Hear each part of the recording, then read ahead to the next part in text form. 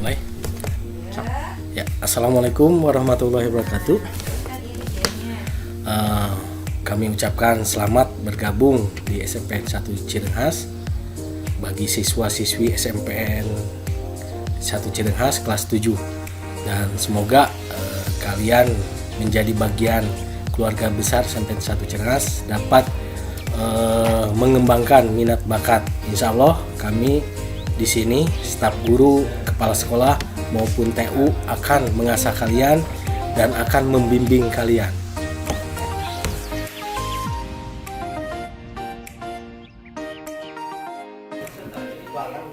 Baik, sekarang Bapak akan mencoba mengenai materi kepemimpinan dan organisasi. Silakan kalian simak. Apa itu kepemimpinan? Kita akan bahas ya. Jadi Bapak akan menjelaskan kepemimpinan dan organisasi secara terpisah dulu. Nah, menurut Stunner, ya, kepemimpinan adalah sebuah proses dalam mengarahkan atau mempengaruhi kegiatan terkait sebuah organisasi atau kelompok demi mencapai tujuan tertentu. Nah, jadi pengertian secara umumnya, ya, sebuah kemampuan yang terdapat di dalam diri seseorang untuk bisa mempengaruhi orang lain untuk memandu pihak tertentu untuk mencapai tujuan. Nah, di sini Bapak akan membahas manfaat dan tujuan kepemimpinan. Oke, manfaatnya, kepemimpinan dapat merubah atau mengatasi perubahan. Yang kedua, kepemimpinan dapat menetapkan visi dan misi. Yang ketiga, kepemimpinan dapat terorganisir sebuah organisasi. Nah, ada 3, silakan kalian kembangkan ya. Dari 3 ini banyak sekali manfaatnya. Untuk tujuan, mencapai dan meningkatkan efisien sebuah keputusan. Jadi pemimpin itu ya dapat meningkatkan efisiennya. Terus yang kedua, ketika tanpa adanya kepemimpinan, tujuan akan sulit ya, untuk dicapai karena tidak ada sosok yang bisa dijadikan pegangan. Betapa pentingnya itu pemimpin. Terus tujuan lainnya ya, untuk memotivasi orang lain agar bisa melakukan sebuah hal dengan baik dan memaksimalkan kemampuan. Ya, jadi pemimpin itu akan menjadi seorang figur, menjadi seorang teladan. Karena apa? Karena dapat memotivasi orang lain. Baik, selanjutnya di sini ada jenis-jenis atau gaya kepemimpinan. Bapak rangkum 4, sebenarnya banyak ya gaya kepemimpinan itu. Yang pertama, kepemimpinan otoraktis. Itu kepemimpinan otoraktis itu ya, sebuah organisasi yang berpusat kepada pemimpin. Jadi yang memegang peranan penting, keputusan apapun itu ada pada pemimpin. Terus yang kedua, kepemimpinan birokrasi.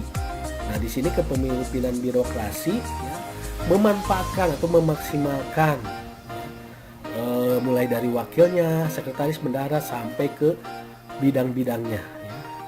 Tapi ada tahapan-tahapannya, misalkan dari bidang melaporkan ke sekretaris, ke wakil dulu sebelum ke ketua.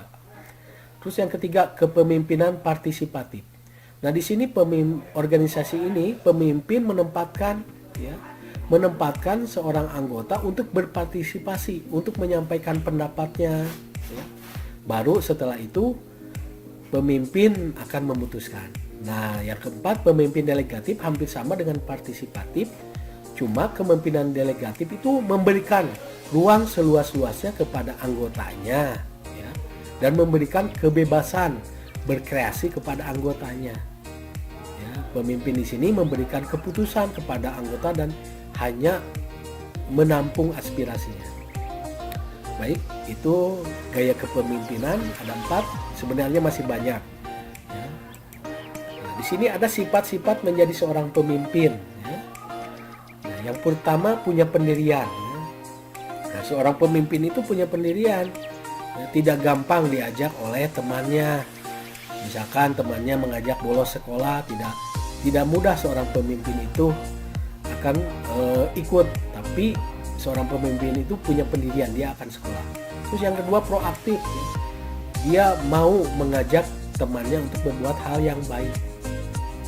Terus yang ketiga, jujur. Nah, ini jujur sangat penting. Yang keempat, komunikatif. Ya, pemimpin itu mampu berkomunikasi dengan teman sebayanya, kakak kelasnya, adik kelasnya, dan dengan gurunya. Ya, sesuai bahasanya kepada orang tua bagaimana. Terus yang keenam, tidak mudah iri. Ya. Jadi pemimpin itu tidak sirik terhadap temannya yang sukses. Yang ketujuh, visioner, ya, mempunyai visi dan misi. Dan yang kedelapan, sabar.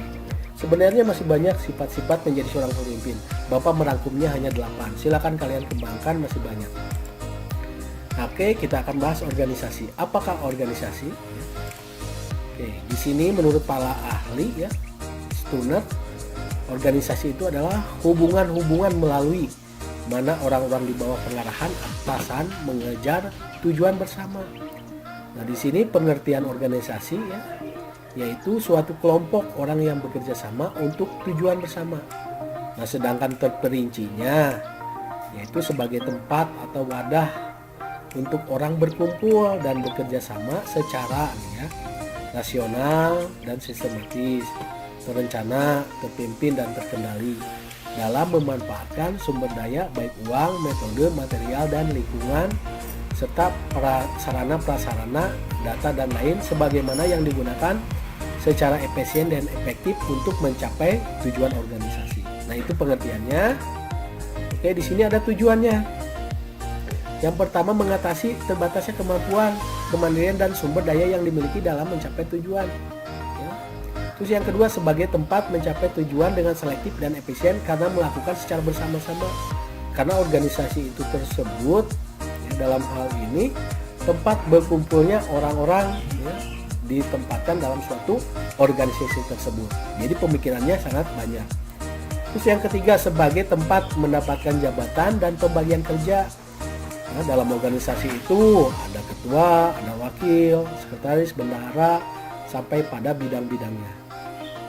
Yang keempat, sebagai tempat mengelola dalam lingkungan bersama-sama. Ya. Terus yang kelima, sebagai tempat mendapatkan penghargaan.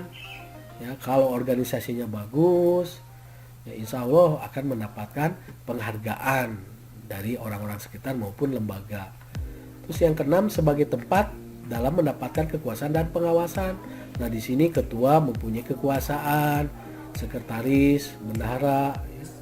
Terus yang ketujuh, sebagai tempat mendapat pergaulan dan memanfaatkan waktu luang. Tentunya organisasi itu semuanya baik. Ya. Gitu. Nah, jadi kalian pilih-pilih organisasi yang baik, yang bisa bergaul, ya, pergaulan ke hal yang positif, nah, dan memberikan waktu luang.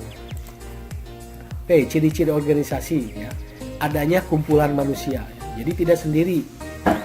Ya. Misalkan di dalam contoh di dalam kelas 7E ya. Itu kan banyak, ada 32 siswa. Terus mempunyai tujuan bersama ya, mempunyai tujuan bersama. Ya, misalkan di dalam kelas 7E itu kelas ini mau apa, seperti apa ya? Oh, kelas ini mau bersih, berarti tujuannya bersama. Nah, bagaimana supaya tercipta kelas yang bersih? Adanya kerjasama ya. Selanjutnya tentunya ada aturan-aturan. Dan yang terakhir adanya pembagian tugas ya. Misalkan dalam kelas 7E itu ini contoh ya, ada ketuanya, ada wakilnya, ada bendahara, sekretaris. Nah, itu mempunyai tugas masing-masing. Itulah ciri-ciri organisasi. Oke, struktur organisasi. Nah, di dalam struktur organisasi ya, yang jelas ya, itu ada pemimpin atau ketua, sekretaris, bendahara, dan ada ketua bidang dan anggotanya. Nah, jadi kalian bisa memanfaatkan dalam organisasi itu ya. Contoh di dalam struktural kelas lah, jangan jauh-jauh, ada ketuanya, wakil ketua, sekretaris.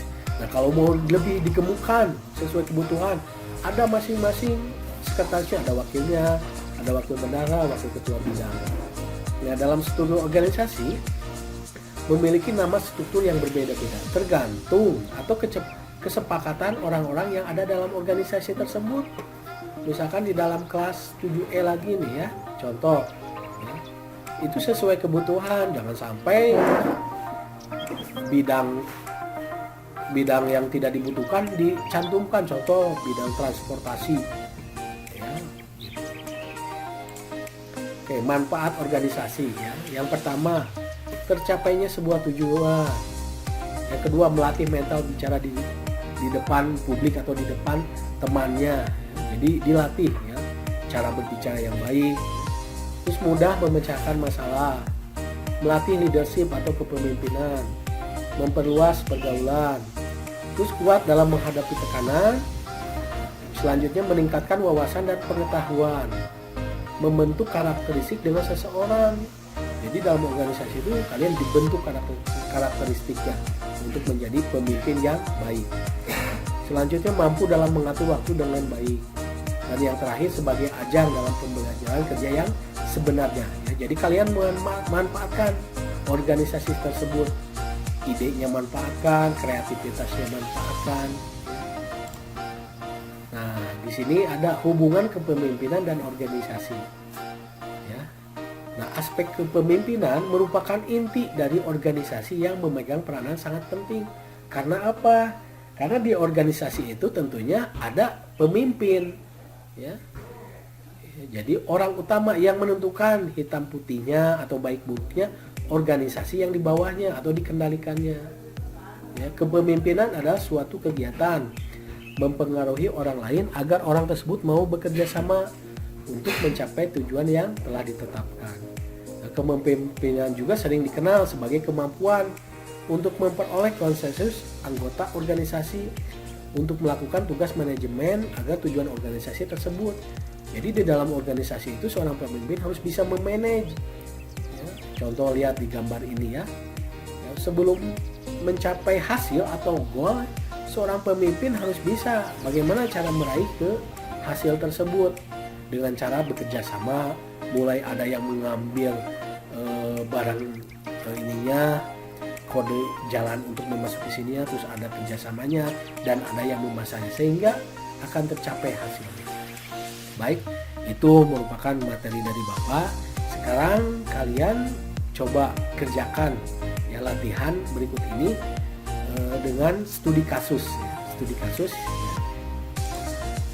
Di sini yang pertama, dalam masa era new normal menghadapi pandemi COVID-19, untuk mencegah tertular dari wabah tersebut nih ya, kalian sebagai pemimpin bagi diri sendiri, jelaskan langkah-langkah protokol kesehatan untuk kalian dalam beraktivitas di lingkungan keluarga ya, atau di rumah nih, di sekolah dan masyarakat.